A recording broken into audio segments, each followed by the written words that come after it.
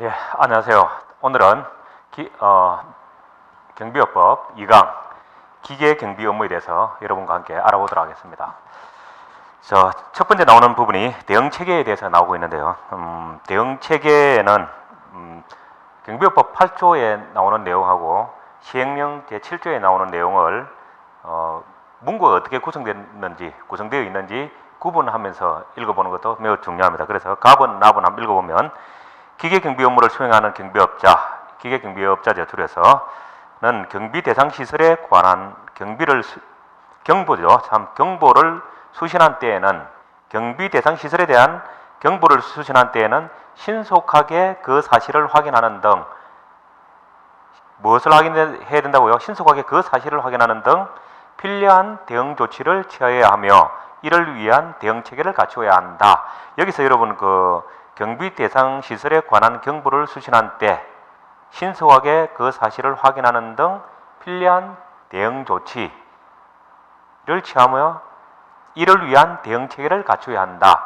대응 체계, 대응 조치 이러한 부분들을 공란을 두었을 때 충분히 채워 넣을 수 있는 정도로 숙지를 해야 되겠죠.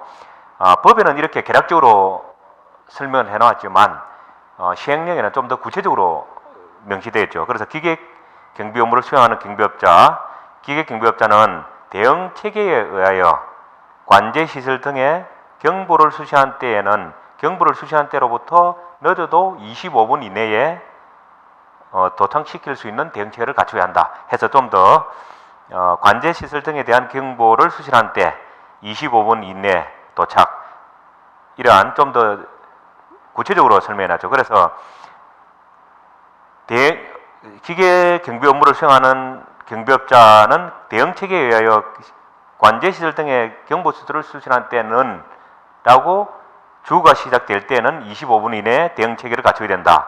그런데 법에는 경비 대상 시설에 관한 경보를 수신한 때에는 신속하게 그 사실을 확인하는 등 대응 조치를 취하고 대응 체계를 갖춰야 된다. 이렇게 풀어나가는 문구들이 다르죠. 그래서 시행령과 경비업법 이 부분들을 혼용을 시켜놔서 기술을 하더라도 어떤 시행령에는 어떤 단어들이 들어가 있고 경비업법에는 어떤 단어들이 구성되어 있는지 구분할 수 있을 정도로 읽어보셔야 되겠다. 그리고 25분 이내 대응 체계 아셔야 되겠고, 그 다음에 기출 문제에서는 법에서는 구체적으로 기술되어 있지만 않지만 기출 문제에 나온 문제를 통해서 한번 충분히 숙지해야 될 부분들을 보면 기계 경비 시스템의 어떤 중요한 것은 뭐겠습니까? 경비 대상 시설에 설치된 어떤 감비된 내용들이 송신되고 그것이 어떤 모니터링하는 데서 수신되어서 그 모니터링 통해서 여기서는 모니터링 하는 데는 기지국이겠죠. 판단을 해서 어떠한 행동할 수 있는 지령을 내리면 요원들이 어떻게 대처를 하고 그 현장 요원이 나름대로 어떻게 해야 되겠구나 판단을 또 하고 조치한 내용을 통보하고 그러한 것들을 통보한 기지국에서는 결과를 기록해 놓는 일련의 절차, 이 부분이 예전에 기출 문제로 나와서 포함시켜 놨습니다. 그래서 이 부분들은 한번 읽어보면 이해되겠죠. 그래서 여기서 감지, 송신, 수신, 판단, 여기서 판단은 기조국에서 판단하는 것이 되겠죠. 그 다음에 지령, 대처, 판단 또 나오는데 판단, 여기는 출동한 현장 요원이 판단하는 내용이 되겠다. 그 다음 조치, 통보, 기록 해서 이 부분도 절차를 여러분 숙지해 둬야 되겠다. 그 다음 경비업법에 통합하라는 말이 나오는데 여기서는 기존에는 경비 업무라고 하면 범죄 예방 분야를 국한해서 이야기했다라고 하면 지금은 좀 더 폭넓게 안전 이런 부분까지도 포괄적으로 영역을 확장해서 경비 업무를 말하는 것, 이것들을 경비 업무에 통합하라고 이야기한다. 또 한 가지는 기계 경비 업무에 있어 가지고 그 밑에 부분에 경비 업무용 기계 장치와 기계 설치 업무, 지령 업무, 대처 업무 그런 것들을 보수 유지하는 거죠. 하는 업무, 이러한 어떤 요소, 인적인 요소가 유기적으로 결합되어 있는 것, 다양한 요소 방금 읽은 모습을 통합하라고 한다라는 용어를 이해해 주면 되겠죠. 다음 장. 기계경비에 있어서는 오경보가 있으면 안 되겠죠. 오경보의 방지에서 보면 기계경비업자는 경비 계약을 체결할 때에 오경보를 막기 위해서 계약 상대방에게 기기 사용 요령 및 기기 사용 요령, 이 단어를 외워야 되겠죠. 및 기계 경비 운영 체계, 이 단어 마찬가지 갈로를 했을 때 공란을 채워 넣을 수 있는 기기 사용 요령 및 기계 경비 운영 체계 등에 관하여 설명하여야 된다. 무엇에 대해서 설명해야 된다? 두 가지. 기기 사용 요령과 기계 경비 운영 체계에 대해서 설명해야 된다는 거죠. 그 다음에 각종 기계가 뭐 되지 않도록 오작동되지 않도록 관리해야 된다 하는 부분이 있죠. 그러한 내용들을 경비업자가 경비 계약을 맺는 상대방에게 서면 또는 전자문서로 된 것을 전자문서는 상대방이 원할 경우에는 줘야 된다는 거죠. 교부해야 된다 하는 그런 이야기죠. 기계경비업자가 서면 등, 그러니까 계약서 서면이나 전자문서로 계약 상대방에게 교부해야 되는 것들은 아래 4가지가 있어요. 요거는 꼭 외워야 되겠죠. 서면 등과 함께 손해배상의 범위와 손해배상액에 관한 사항을 기재해서 상대방에게 줘야 된다는 거죠. 그래서 요 3가지, 서면 등, 그 다음에 손해배상 의무의 범위, 손해배상액, 요 3가지는 단어를 외워야 되겠죠. 그래서 상대방에게 교부하는 서면 등에 들어가는 내용은 4가지로 되어 있죠. 요거는 외워야 되겠죠. 당해 기계경비 업무와 관련된 관제시설 및 출장소의 명칭 및 소재지, 출장소 명칭과 소재지, 기계경비업자가 경비대상 시설에서 발생한 경보를 수신하는 경우에 취하는 조치, 어떻게 조치한다는 것을 명시해야 된다는 거죠. 기계경비 업무용 기기의 설치 장소, 종류, 그 밖에 기계장치의 어떤 개요, 대략적으로 어떻게 되어 있다는 부분을 기재해야 된다. 그 다음에 오경보의 발생 원인과 송신기기의 유지 관리 방법, 여기서 오경보의 발생 원인과 송신, 받는 거죠. 수신, 주는 거죠. 송신, 보내는 거죠. 방점이 있죠. 수신기기가 아니고 송신기기의 유지관리 방법 해서 4가지는 외워야 되겠다는 말씀드리고, 그 다음 나 항목에 보면 기계경비업자는 대응조치 등 업무의 원활한 운영과 개선을 위하여 아래 4가지 어떤 사항에 대해서 기재한 서류를 어디별로? 출장소별로, 이러한 단어들은 숙지해야 되겠습니다. 출장소별로 갖추어 두어야 된다 하는 이야기입니다. 그래서 특히 4가지 요소 중에 기계경비 업무와 관련되는 3, 4번 항목은 1년 이상 보관해야 된다는 거죠. 수신한 날로부터, 경보를 수신한 날로부터 1년. 언제부터? 경보를 수신한 날로부터 1년입니다. 그러니까 기재한 날로부터 1년 이런 게 아니라 경보를 수신한 날로부터 1년간 보관해야 된다 해서 여러분 숙지해주고, 그 4가지는 경비대상 시설의 명칭, 소재지, 경비 계약 기간, 그 다음에 기계경비지도사의 명단, 배치 일자, 배치 장소와 출동 차량의 대수, 경보의 수신 및 현장 도착 일시와 조치의 결과, 오경보인 경우 오경보가 발생한 경비대상 시설 및 그 오경보에 대한 조치 결과를 유지해야 된다. 그래서 방금 말한 3, 4번 항목은 경보를 수신한 날로부터 1년간 서류를 보관해야 된다는 부분. 그래서 위에서 말한 우리 계약 당사자 상대방에게 줘야 되는 서류, 서면 등에 기재되는 내용과 다른 내용이지만 우리 방금 경보를 수신한 날로부터 1년간 보관해야 되는 대응조치와 관련된 어떤 기재 서류, 출장소별로 갖추어야 될 서류에 기재된 지금 4가지 있죠. 이것을 다 외웠더라도 섞어놨을 경우에는 구별해내기가 쉽지가 않습니다. 그래서 계약 상대방에게 줘야 될 서면 등에 기재되는 포함되어야 될 4가지 요소하고, 그 다음에 아랫부분에서 본 4가지 요소는 숙지하되 혼용해놨더라, 섞어놨더라도 구분할 수 있도록 명확하게 외워야 되겠다 하는 말씀드리고, 다음 장 챕터 4가 되겠죠. 경비지도사 및 경비원에 대해서 알아보면, 우리가 그 경비지도사 앞번 시간에 말씀드렸죠. 경비지도사가 지도사에는 일반 경비지도사와 특수 경비지도사가 있다 하면 틀리죠. 기계 경비지도사가 있다라고 했습니다. 헷갈리지 않게끔 해야 되겠다. 그래서 일반 경비지도사는 여기서 우리가 시, 호, 신, 기, 특이라는 시설경비, 호송, 신변보호, 기계, 특수경비 했을 때 일반 경비는 기계경비만 빠진다.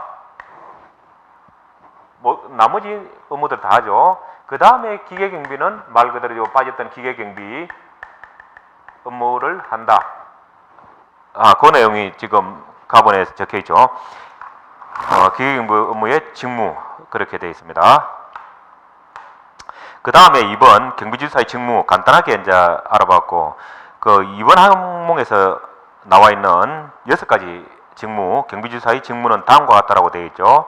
그래서 1, 2번 항목은 그 다음 1, 2번 항목하고 5, 6번 항목은 직무를 월 1회 이상 수행해야 된다라고 되어 있어요. 월 1회. 여러분 그저 얼마 만에 월 1회, 주 1회가 아니고. 그래서 경비원의 지도 감독, 교육에 관한 계획을 수립, 실시, 기록 유지해야 된다. 경비 현장에 배치된 경비원에 대한 순회 점검 및 감독. 그러니까 교육하고 순회 점검한다는 거죠. 그 다음에 경찰기관과 소방기관, 유관기관이죠. 연락방법에 대한 지도. 여기에서는 의무기관은 포함되어 있지 않다. 요소가 뭐가 나열되어 있는지 명확하게 알아야 되겠죠. 경찰기관과 소방기관. 그 다음에 집단민원 현장에 배치되는 경비원에 대한 지도 감독. 집단민원 현장에는 경비지도사를 위치시켜야 된다고 했죠. 그 다음에 기계경비 업무를 위한 기계장치의 운용 감독. 요거는 기계경비지도사에 해당되는 거고, 오경보 방지 등을 위한 기기관리의 감독. 요것도 기계경비지도사에 해당되는 내용이다. 해서 경비지도사의 직무는 여러분들이 외워야 되겠습니다. 그래서 이러한 직무들은 월 1회 실시한다. 이렇게 보시면 되겠죠. 그래서 참고적으로 월 1회 직무교육은, 경비원에 대해서 직무교육은 4시간을 하게 되어 있죠. 그렇게 하면 되고, 그 다음에 기출문제, 그 기계경비지도사의 임무에 대해서 시험에 오래전에 나왔던 적이 있는데요. 보면은 기계경비지도사의 임무에 보면은 기계경비지도사의 법적인 임무는 앞장에 5, 6번 항과 같다라고 되어 있죠. 기계경비 업무를 위한 기계장치의 운용 감독과 오경보호 방지 등을 위한 기기관리의 어떤 감독, 요런 법에는 기술되어 있지만 요것들을 현실에 맞게끔 발전시킨다 그러면 2번 항에 나있죠. 센서 등의 설계감 심사, 그럼 설계 심사에는 비용 대 허용에 의한 심사를 해야 될 것이고, 각종 센서가 구비할 조건들을 잘 검토해야 되겠죠. 그래서 취급이 간편하냐, 신뢰성이 보증되었는지, 내구성이 있는지, 눈에 띄지는 않는 것, 현저하게 고가가 아닌 것, 이런 것들을 고려해야 된다. 그 다음에 경비 업무용 기계장치의 유지 관리 및 개량에 관련된 업무도 기계경비지도사의 임무다. 그 다음 경비원 등에 대한 지도, 교육, 훈련, 이거는 기본적인 내용이 되겠죠. 참고적으로 법을 읽어서는 나오진 않지만 시험에 나왔던 기계경비지도사의 어떤 임무 부분 참고하시기 바랍니다.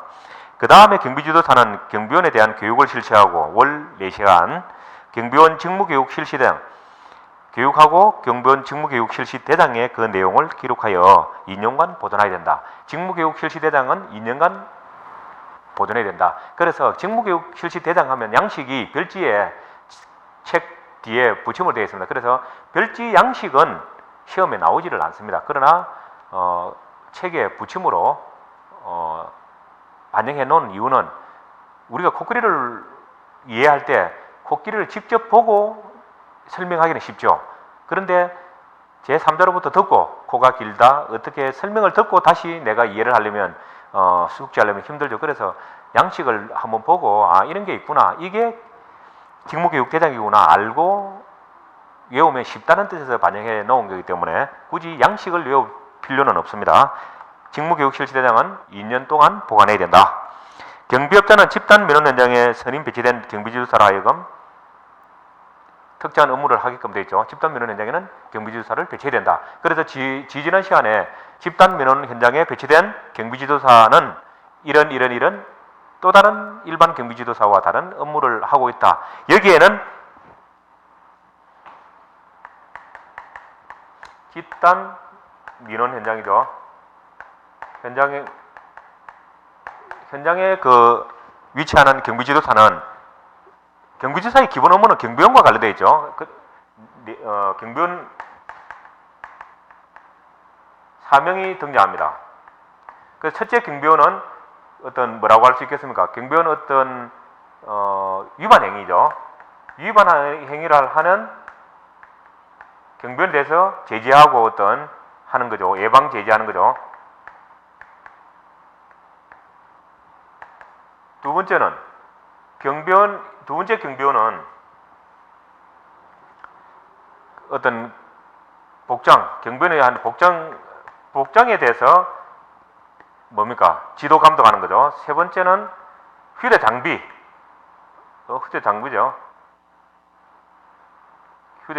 장비죠. 장비에 관련된 거. 네 번째는 경비원의 명부. 그래서 경비원 위반 행위 예방 제지, 경비원 복장, 휴대 장비, 경비원 명부 이렇게 해서 집단 민원 현장에 있는 경비지도사는 경비원 4명과 관련된다 하는 그렇게 외우면 쉽게 되겠죠.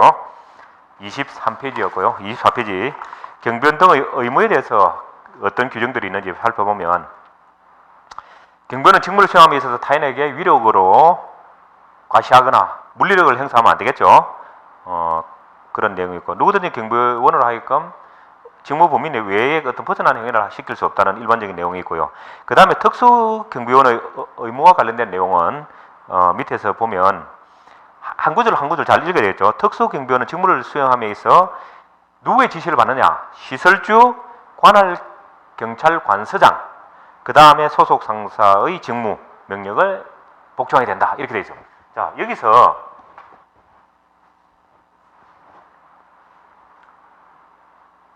경찰관서장입니다.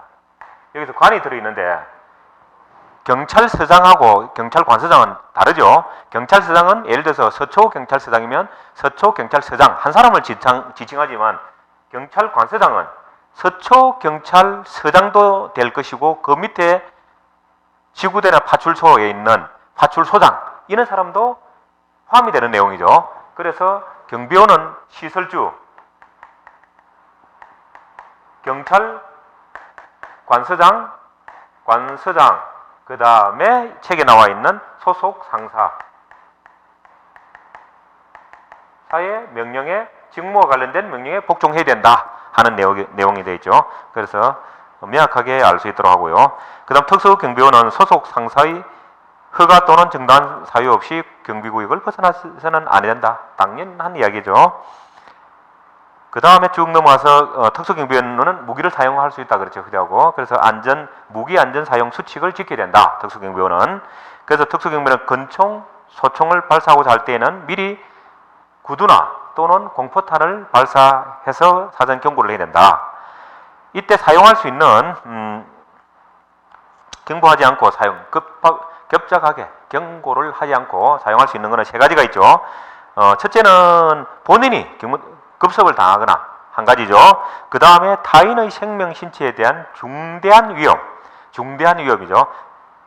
중대한 위협을 야기하는 범행이 목전에 시행되고 있을 경우 상황이 급박하여 경고할 시간적 여유가 없을 때 두 가지죠. 그 다음에 하나는 인질, 간첩, 테러 사건에서 은밀히 작전을 수행해야 하는 경우에 해당하는 경우에는 경고하지 않고 사용할 수 있다 해서 세 가지 여러분 숙지하시면 되겠고, 그 다음에 이 무기를 사용할 때는 필요한 최소한의 범위에서 사용해야 된다. 최소한의 범위에서 사용해야 된다는 내용이 있습니다. 그리고 14세 미만, 여러분 외워야 되겠죠. 14세 미만이나 임신부에 대해서는 어떠한 경우에도 총기를 사용해서는 안 됩니다. 그러나 예외적인 것은 그러한 사람들이 총기나 폭발물을 소지해서 대항할 경우에는 총기를 사용할 수 있다 하는 그런 내용이 24페이지에 나와 있죠. 한 구절 한 구절 다 외워야 될 부분들이죠. 그 다음에 이제 경비원의 어떤 복장 이런 부분이죠. 장비 부분입니다.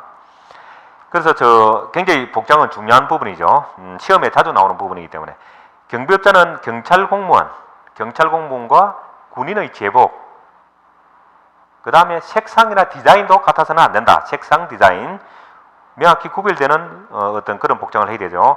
그 다음에 그런 복장을 신고 없이 착용하게 할 수 있는 것이 아니라 사전에 사진을 첨부해서 어디 주된 사무소를 관할하는 지방경찰청장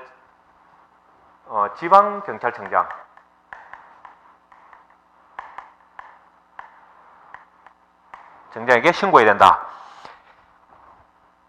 지방경찰청장 장부에는 줄곧 신고를 지방경찰청장에게 하고 그러한 신고에 대해서 허락을 할 건지 말 건지 권한도 지방경찰청장이 있죠. 그 다음에 신고하는 사람은 경찰서장에게도 할 수 있습니다. 경찰서장에게 하실 경우에는 경찰서장은 신속하게 지방경찰청장에게 보고해야 된다 하는 그런 이야기죠. 그런 이야기가 있고 그래서 그렇게 알게 하면 되고 그 다음 복장을 변경하거나 신고할 때는 어떤 경비원에게 복장을 착용하기 전에 해야 된다는 거죠. 경비복을 착용하기 전, 경비를 투입하기 전 이런 개념이 아니라 복장을 착용하기 전에 신고를 해야 된다. 경비원 복장 등 신고서를 누구에게? 지방경찰청장에게 신고해야 된다라는 그런 이야기를 했어요. 그래서 시정명령 이행보고서라는 것도 있죠. 그래서 이런 부분들은 지시를 한 지방경찰청장에게 이제 제출하거나 신고해야 된다는 이야기고요. 조금 전에 말씀드렸던 경찰서장을 통해서도 제출할 수 있다는 그런 부분이 나오고 있고, 그 다음 경비원은 이름표를 상위, 우측, 좌측 구분 없이 상위에 이름표를 부착해야 된다. 가슴 부위에 부착해야 된다. 오른쪽, 왼쪽 명시는 안 되어 있습니다. 그 다음 경비업자는 경비업체를 표시한 이름표, 시행령에는 좀 더 구체적으로 나와 있죠. 어떠한 이름표? 이름표에 공공업체 전기보 이렇게 업체명이 표시된 이름표, 그냥 이름표를 하는 게 아니죠. 경비업체를 표시한 이름표를 부착해야 된다 하는 그런 이야기고요. 그 다음에 지방경찰청장은 그 어떤 시정명령이나 이런 허가권자니까 할 수 있다는 이야기 나와 있죠. 그래서 시정명령을 받았을 경우는 지방경찰청장에게 이행보고를 해야 된다. 그런 부분이 있고, 경비원의 어떤 복장과 관련된 내용은 법에서 규정되어 있는 것이 아니라 행정자치부령에 의해서 정해지고 있다 하는 거 참고로 아시면 되겠죠. 그래서 예를 들어서 한 지문에 경비원의 복장 등에 필요한 사항은 경비업법에 규정되어 있다. 이렇게 하면 물론 경비업법 포괄적으로 보면은 경비업법이지만은 사실은 시행령에 그렇게 바로 적용되어 있네요. 경비원의 어떤 장비는 여러분 중요하죠. 장비에는 두 가지가 있죠. 휴대하는 것과 착용하는 것. 휴대하는 거에는 여러분 경적, 부른 거 경적, 담봉, 분사기, 그 다음에 안전방패, 무전기, 그 밖에 경비업무의 수행에 필요한 것으로 공격적인 용도, 방어적인 용도가 아니죠. 공격적인 용도로 제작되지 아니한 장비를 휴대할 수 있다. 이렇게 명시되어 있죠. 그 다음에 휴대할 수 있는 장비고, 그 다음에 안전모, 모자나 방검복, 조끼죠. 방검복, 대검을 찔렀을 때 군에서는 방탄복을 입죠. 그래서 방검복, 안전모, 방검복 등 착용하는 어떤 복장이죠. 이런 종류도 알아야 되겠다. 법에서 규제된 그 외에는 휴대해서는 안 되겠죠. 착용하거나. 그 다음에 구체적인 내용들이 나와 있습니다. 보면은 경적은 금속이나 플라스틱 재질로 제작되어야 된다. 담봉도 마찬가지죠. 그런데 길이가 70cm 이하 호신용 복만 사용할 수 있도록 한다. 분사기는 관련 법에 규정된 분사기를 사용해야 되고, 안전방패는 폭이 50, 길이가 1m, 그래서 500mm, 1000mm 이래 돼 있죠. 그렇게 하고, 이것도 마찬가지 경찰이 사용한 안전방패와 색상 디자인이 명확히 구분되어야 된다는 거. 무전기 어떤 송신 시 실시간으로 수신되는 것 사용해야 된다는 거. 안전모는 마찬가지 경찰 공무원이 사용하는 방석모, 어떤 도를 투척했을 때 머리를 보호하는 거죠. 방석모와 색상 디자인이 구분되는 거로 해야 된다. 방검복, 이것도 마찬가지 경찰 공무원이 사용하는 것과 구분되는 것을 사용해야 된다는 거죠. 그래서 위에서 시험에 잘 나오는 거는 사이즈죠. 7이 폭 51m, 봉은 70cm 이내의 것으로 해야 된다 하는 거죠. 그 다음에 경비업자는 분사기 같은 경우는 미리 분사기 소지 허가를 받아야 된다는 거 여러분 꼭 아셔야 되고, 그 다음에 어떤 장비를 사용할 때는 어떤 최소한도로 사용할 수 있도록 해야 된다는 내용 밑에 부분 나와 있습니다. 그 다음 출동 차량에 대해서도 명확하게 규정을 하고 있죠. 그래서 출동 차량은 도색, 색깔이죠. 표지, 어떤 마커, 요 부분은 경찰 차량과 군 차량과 명확하게 구별되도록 해야 된다 하는 내용 나와 있죠. 그 다음에 경비업자들은 이런 것들도 사전을 첨부해서 사전에 언제 출동 차량 등을 운행하기 전, 출동 차량 운행하기 전에 지방경찰청장에게 신고해야 된다 하는 그런 부분이죠. 아까 복장하고 같은 부분이니까 넘어가도록 하겠습니다. 자, 그렇게 되어 있고, 그 다음에 보면은 마찬가지 경찰서장을 통해서도 제출할 수 있다는 부분 나와 있죠. 그 다음에 6번 항목 경비지도사 시험에 관련된 부분입니다. 이 부분은 시험에 어떤 비중 있게 나오진 않지만 2년에 한 번 정도는 간간히 시험에 나옵니다. 그래서 어느 한 부분을 제외해놓고 공부를 한다는 건 있을 수가 없겠죠. 경비지도사 시험은 주관은 경찰청장이 한다. 신분증도 경찰청장 명의로 자격증도 나온다. 그 다음에 그 시험 과목이 중요하죠. 어떤 과목이 공통 과목이고 어떤 과목이 일반 경비지도사나 기계 경비지도사에만 해당되는 건지 구분할 수 있어야죠. 그래서 공통 과목은 28시간을 하게 되죠. 그 다음에 일반 경비지도사와 기계 경비지도사에게 각각 해당되는 게 있죠. 요게 16시간이에요. 그렇게 해서 44시간이 됩니다. 그래서 공통 과목 어떤 과목이 있는지 여기 섬세하게 나와 있죠. 경비업법으로부터 해서 체포 진술까지. 그 다음에 일반 경비지도사와 기계경비지도사 각각 이제 16시간 하는데 어떤 과목들이 있다 하는 그런 것들이 있죠. 그래서 우리 쉽게 보면 일반 경비지도사의 과목에는 어떤 게 있어요? 시, 허, 신, 기 까지 있죠. 시설 경비, 호송 경비, 신변 보호, 기계 경비, 개론 해서 요거 3시간 하게 되세요. 요것들이 일반 경비지도사에는 다 포함된다는 거죠. 일반 경비지도사라고 해서 기계 경비 개론이 포함 안 됐던 여 있을 거라고 착각하지 말라는 뜻에서 제가 지금 기재를 하면서 설명을 드리는 거죠. 포함되어 있다. 그 다음에 일반 경비 실습이 있죠. 실습. 이거는 다 시간입니다. 이런 게 있고, 그 다음에 일반 경비지도사 말고 기계 경비지도사,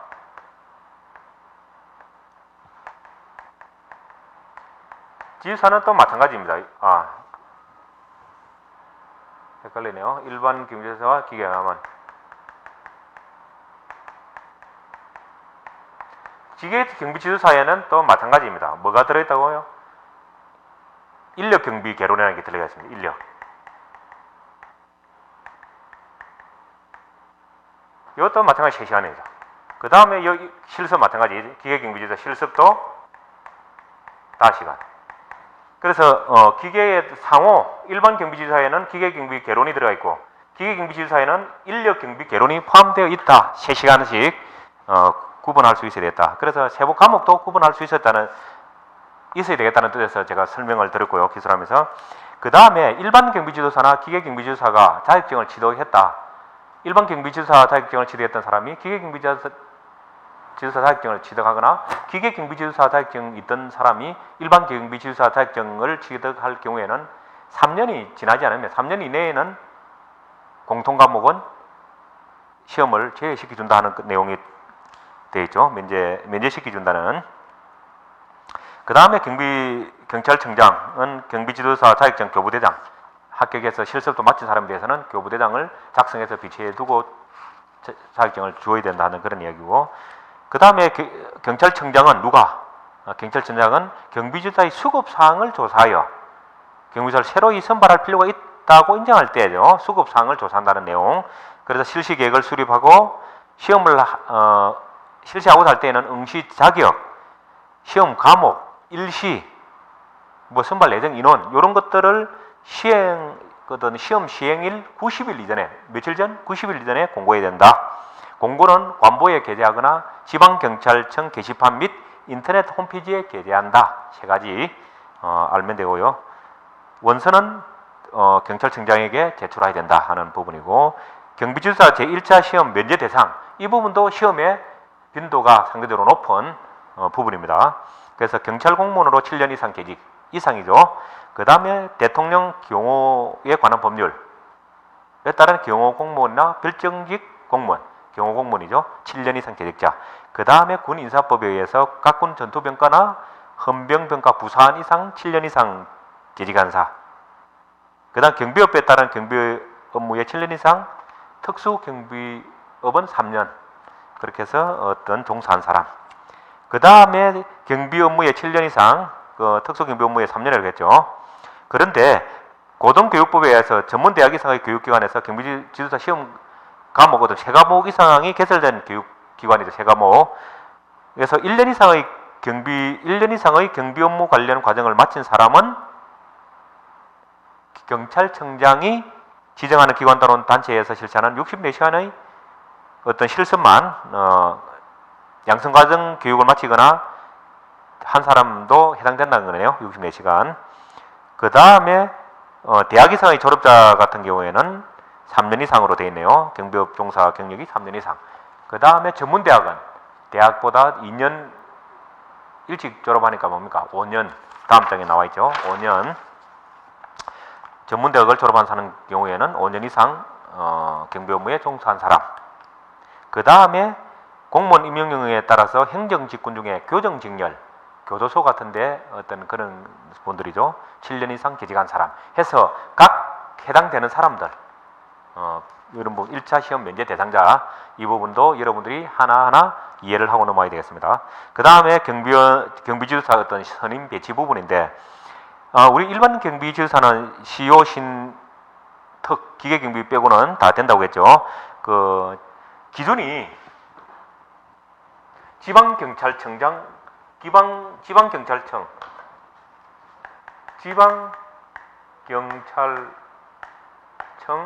관할 구역이죠. 구역을 기준으로 요 안에서는 200명, 200인까지는 경비지도사 1인을 선임하면 된다는 거죠. 1명을 선임하면 되는데, 여기서 초과 100명까지는 추가될 때는 또 1명의 경비지도사가 선임되어야 된다는 거죠. 그런데 예외적으로 지방경찰청 관할 지방경찰 관할 구역이라 했는데, 인접 지방경찰청이죠. 예를 들면 서울하고 경기는 인접이죠. 이럴 경우에는 30인까지는 인접되어 있는 경비 30인까지는 인정해 주겠다는 거죠. 서울 지역의 경비지도사를 선임해 두었더라도 그 선임된 사람으로 하여금 인접 경기 지역의 어떤 사업장이 있어서 30인까지는 30원이 넘지 않을 경우에는 한 사람의 경비지도사가 관할을 할 수 있다, 이 뜻입니다. 무슨 말인지 이해됩니까? 그래서 또 저 법에 저 밑에 내려가면은 서울과 경기는 붙어 있지만 인천은 그 사이에 경기가 있죠. 그 다음에 인천이 있는데 요 인천도 서울과 인접된 지역으로 인정해 주겠다라는 이야기가 그 밑에 나와 있습니다. 인천지방경찰청은 서울지방경찰청과 인접한 것으로 봐주겠다 하는 내용 그렇게 보시면 되고요. 그 다음에 마지막으로 경비업자는 어떤 선임 배치되는 선임 배치되는 경비지사가 어떤 결혼, 사람이 없어지거나 자격 정지 등의 사유가 있을 때에는 직무를 수행할 수 없겠죠. 그때에는 며칠 이내 15일 이내에 경비지사를 새로 선임해야 된다는 거죠. 경비지사가 결혼되거나 퇴직하거나 또는 자격 정지를 당했을 경우에는 15일 이내, 며칠 이내? 15일 이내 외워야 되죠. 경비지사를 다시 선임해야 된다는 그런 내용입니다. 자, 여기까지 2강기였습니다.